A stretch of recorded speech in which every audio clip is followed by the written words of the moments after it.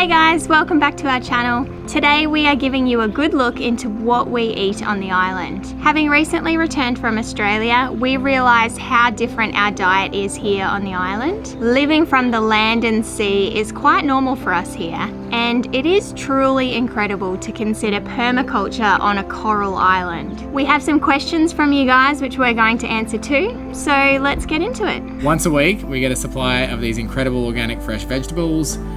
We've got some amazing peppers here, some beautiful eggplants, long thin green beans, snake bean, which is a bit of an unusual vegetable, but we get a lot of, and we have to use a lot of this in our stir fries and stuff like that. We also get a lot of fruits. All these tropical fruits come and go though, so we don't have any bananas today. We've just got the watermelon, the pawpaw, and some pomelos, which are like a mix between like a grapefruit and an orange. All of this incredible produce is grown for us by an amazing family who produce primarily just for us and for themselves, and have done so throughout the whole COVID pandemic, so we've been very lucky to have them on board.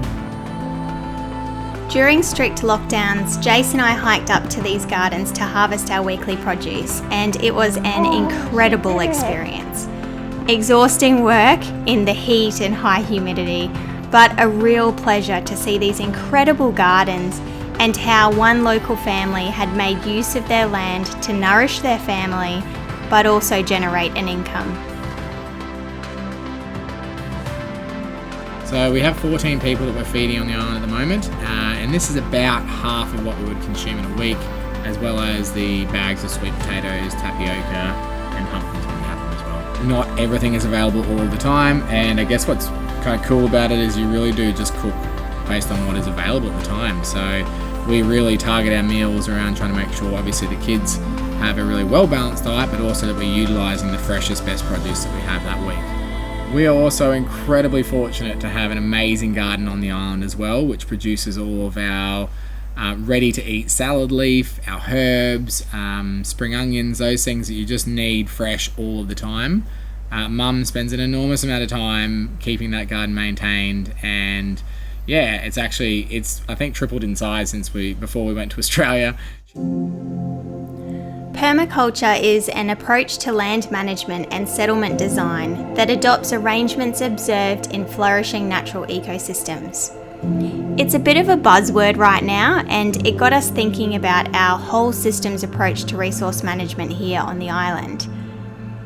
Interestingly, the ethics behind the permaculture philosophy reflect many of our current practices, even though we had never intentionally set out to achieve this.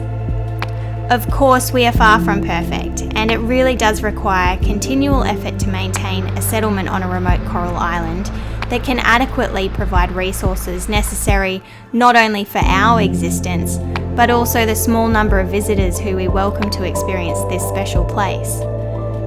We'd be stoked to hear from you in the comments to continue this discussion about permaculture. And do let us know if you want more from us on this topic. Well, I'm teaching Robert how to look after this garden while I'm in Australia. That's a good idea.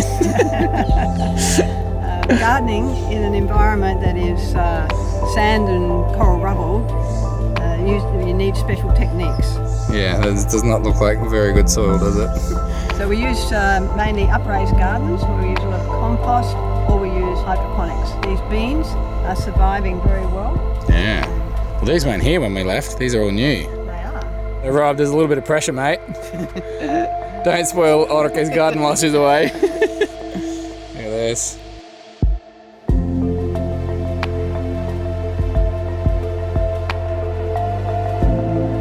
We need to do it without pulling the whole vine apart, and we need to snip it without taking the new flower. See, this is a new flower here, and there's a new flower there.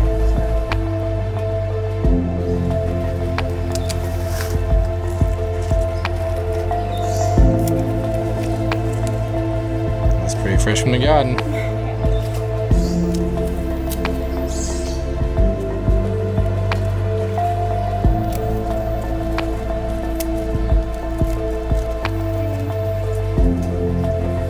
That's it, Rob. Keep him good. No good water cross.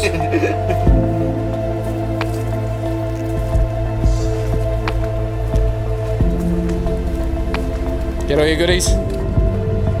Yep.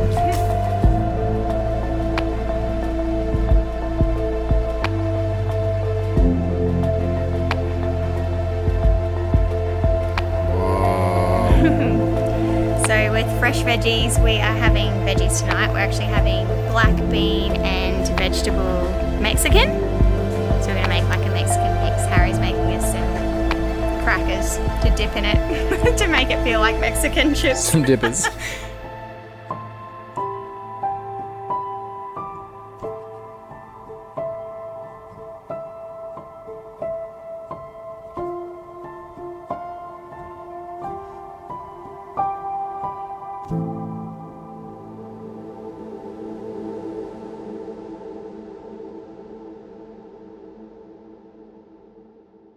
Living remotely like we do, creativity when it comes to food is really important.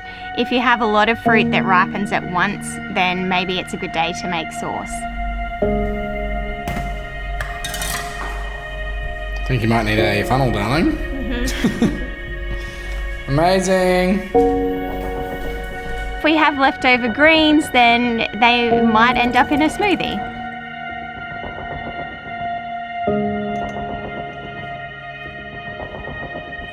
You do have to plan ahead if an entire bunch of bananas is ripening at the same time so that you don't let those bananas go to waste. Banana oat cookies. Blended oats. And then all of the pantry ingredients that you can see here, along with other dry goods, we have either purchased from the capital and sent by air freight, or we have posted from Australia. Philly and Mummy's cooking show. We involve Arlo and Ophelia in cooking a lot. Sharing time with them in this way really fills my cup. And honestly, we've found it to be the very best way to encourage diverse eating habits and the appreciation for the food that we grow and prepare. It's a big one. All the bananas are ripe at once today, so we're going to peel them all and freeze them, which makes the best smoothies and banana and ice cream. 1 cup of coconut oil in with our bananas. So if you were using Aussie bananas, I'd use probably 3 good-sized Cavendish, or maybe 4 or 5 little ladyfingers. A liquid sweetener of your choice. We're using a bit of toddy. Not lots, because our bananas are super sweet. We're gonna put our vanilla in here too. You wanna squeeze it? Okay, ready, go. Squeeze, squeeze, squeeze. Okay, stop. A good squeeze of vanilla.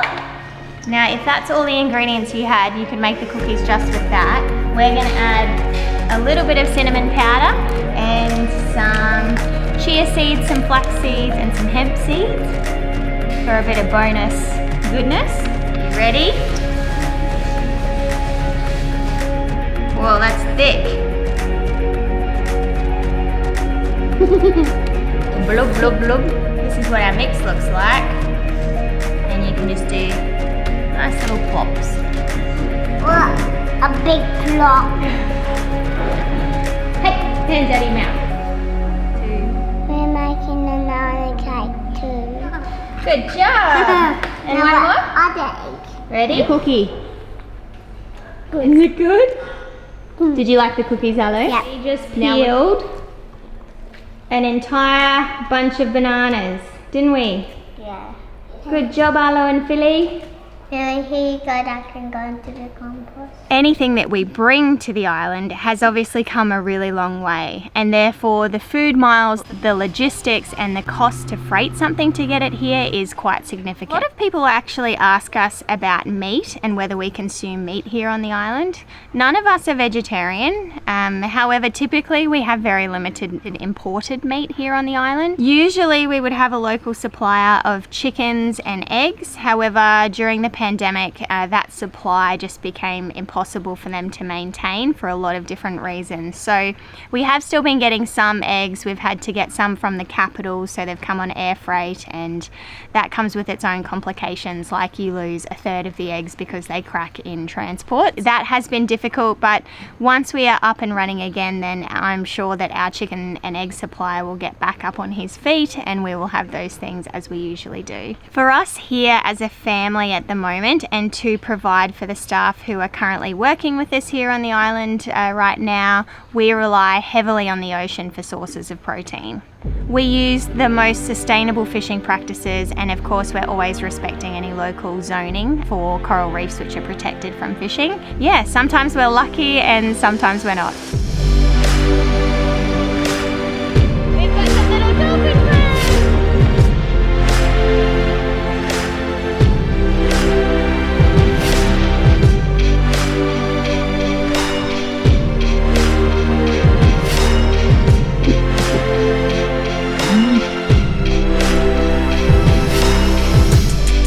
Typically, Jason and I would try and get out and go spearfishing a couple of times a week because that's the best way for us to find smaller fish, which is more suitable for the children.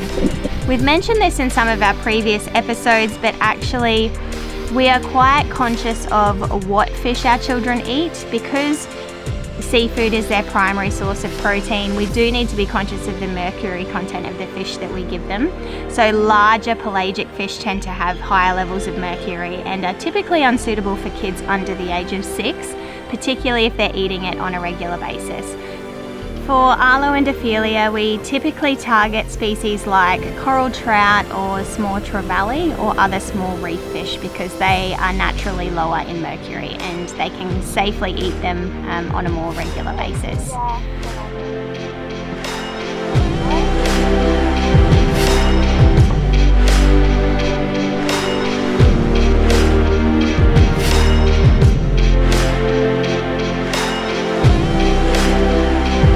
We also get a lot of other seafood from local suppliers, things like mud crab and crayfish as well, but that's kind of a treat at the moment for us. Basil pasta. Honestly, with how busy we are at the moment, most nights we are going for a quick, easy meal, usually loaded with lots of fresh garden produce.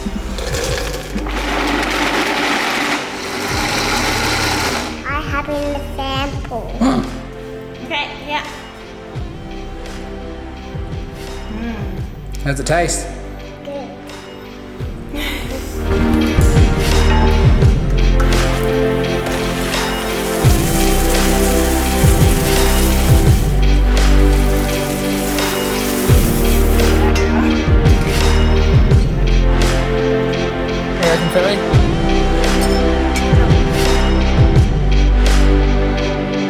When you imagine island life, you might initially think that there would be ready-to-use coconuts everywhere you look, but that is not exactly the case.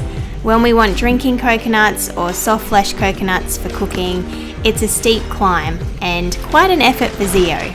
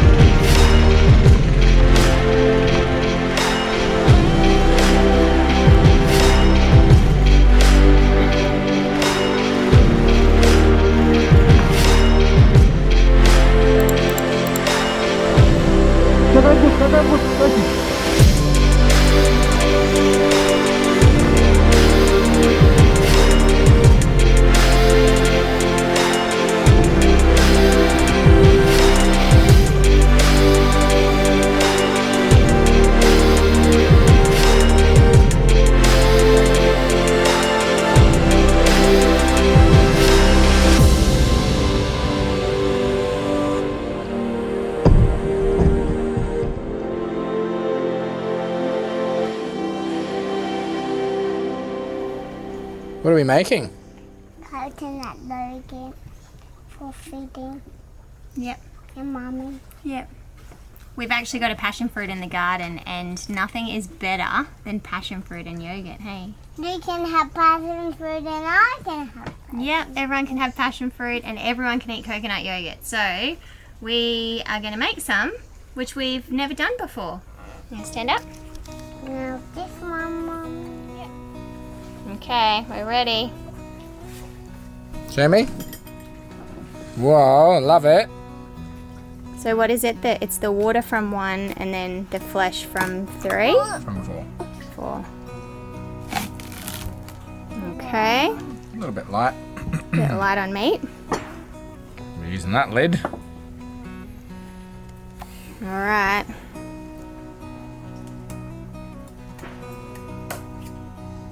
So the culture starter that we've got here that we're using today, the recipe on this is really simple. You basically just use this whole packet with a tin of coconut cream. But we're making the fresh coconut yogurt where it actually comes from the particular type of coconut. So you have to get the right aged coconut so that the flesh is soft and the water is like the right sugar level to be able to make yogurt from it. So for us it's a little more complicated than a tin of coconut cream. Put it in. Oh, plop. Good girl.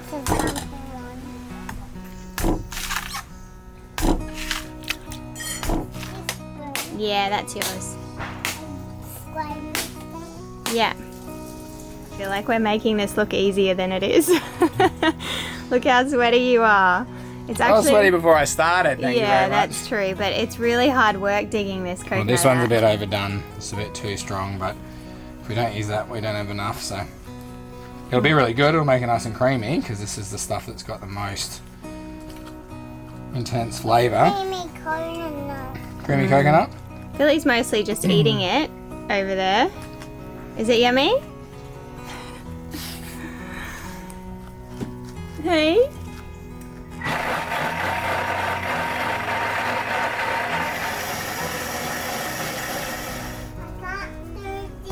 Make sure there's no ants in my sugar. And then the yogurt starter. Oh, it's quite grey. Whoa, that is creamy.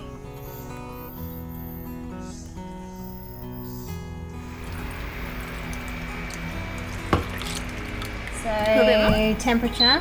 Who's that one? I guess now we just leave it and wait. What are you doing? Okay. What are you doing? I'm looking for mustard because we're making sandwiches to take fishing for dinner. We're having sandwiches for dinner tonight, well the kids are anyway. And this is our pantry. What have we got in here? We've got tea. There it is, red lid. Red lid. At the back, red lid. There. Mustard. Yeah? Look out of the way, sweetie.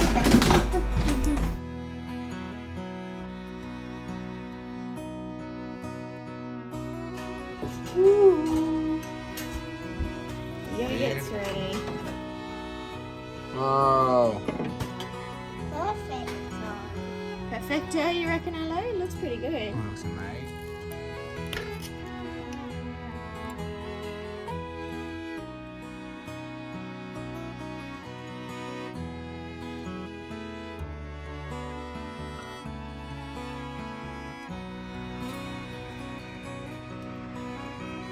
The yogurt's wet. Do you like it though?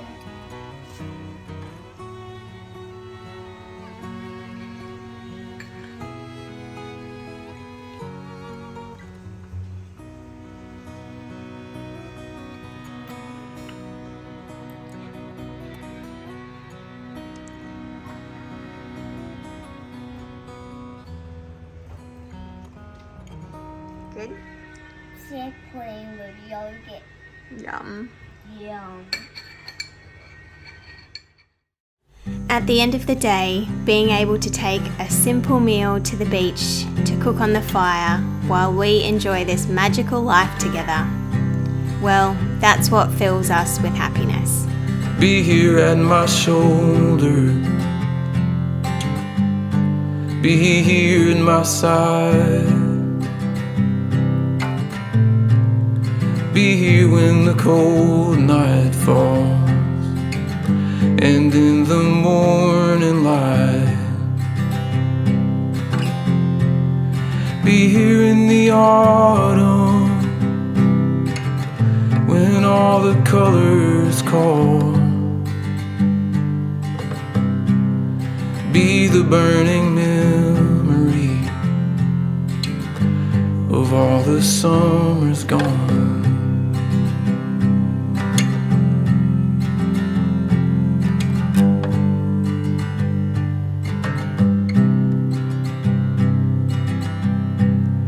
Be here every morning. Be the calm I feel. Be the beauty I behold. All the days I'm here. Be here to remind me of all the goodness I've known. Be the heart that holds on tight. Don't let me let it go.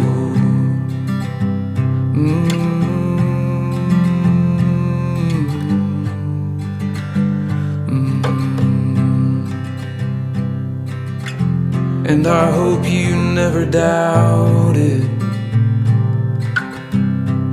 that I am here to stay,